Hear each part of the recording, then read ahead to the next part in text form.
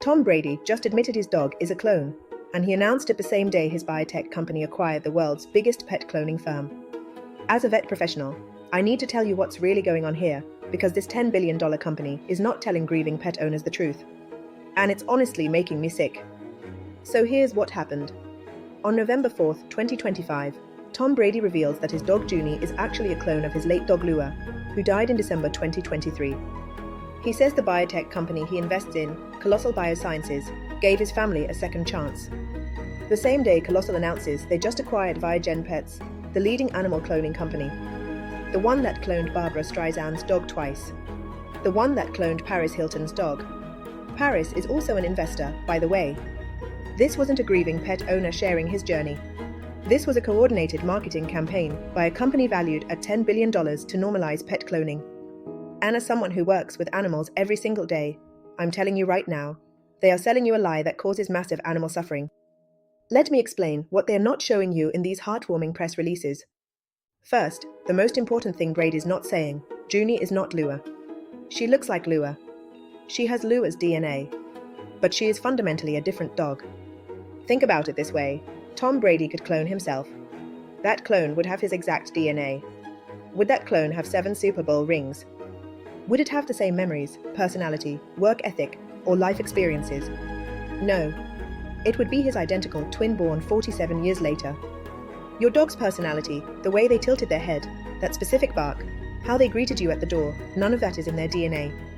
It comes from early socialization and experiences, training and bonding with you, environment and life circumstances, unique neural development. The first cloned cat. It had a completely different coat pattern than the original. And the cloned horses. They had different markings. It's called epigenetics, how genes get turned on and off. You see, some things simply don't copy. And here's the part that breaks my heart. If Lua died from cancer or genetic disease, which many dogs do, Junie has the exact same genetic time bomb. Tom could watch her die from the same thing twice. Okay, but here's where this goes from misleading marketing to genuinely unethical. Let me tell you what happens to create one cloned puppy, the stuff they definitely don't put in the press releases. Cloning success rates, 15 to 30% per embryo. That means to get one live puppy, you need dozens to hundreds of embryos, multiple surrogate mothers, repeated attempts and procedures. Now let me tell you what that actually means for the animals, the surrogates' mothers. These female dogs are given repeated hormone injections to manipulate their cycles, surgically implanted with embryo multiple times. At increased risk of pregnancy complications, toxemia, abnormal placentation, higher maternal mortality rates, used over and over until their bodies can't do it anymore.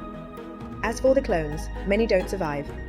The ones that are born often have immune system defects, cardiovascular problems, large offspring syndrome, dangerous fetal overgrowth, enlarged tongues, cleft palates. They die during birth or shortly after. And here's the absolutely insane part.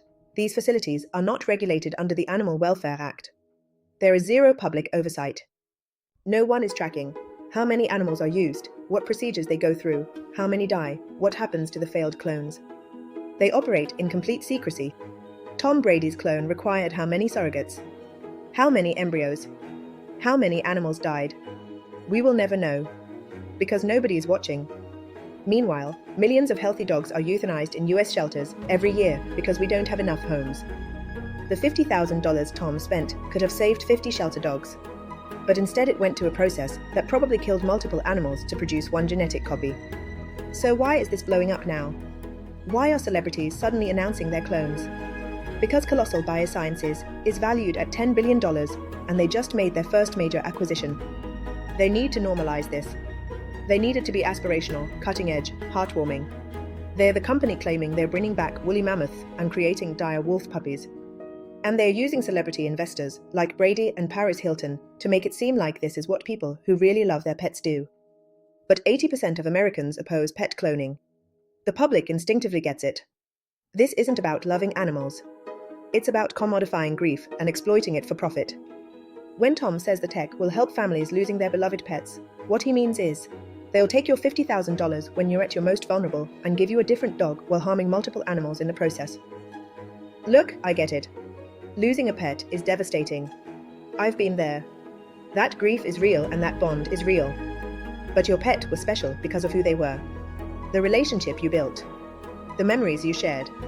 the unique personality they developed through their life with you. That's not in their DNA.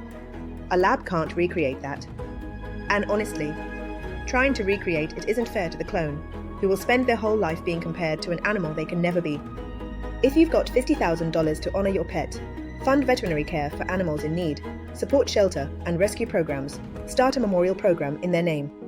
And when you're ready, not before, give another animal the same incredible life. That's how you honor them. Not by harming other animals trying to resurrect what's gone. Tom Brady can afford to make this choice. But that doesn't make it ethical.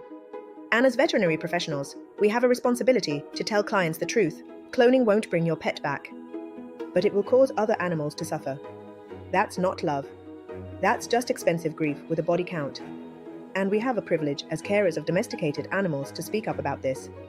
If you're a vet professional or a pet guardian, drop a comment. I want to hear how you're handling these conversations. If you think I'm wrong about this, tell me why. And if you agree, share this so more people know what's really happening. Thanks for watching, and I'll see you in the next one.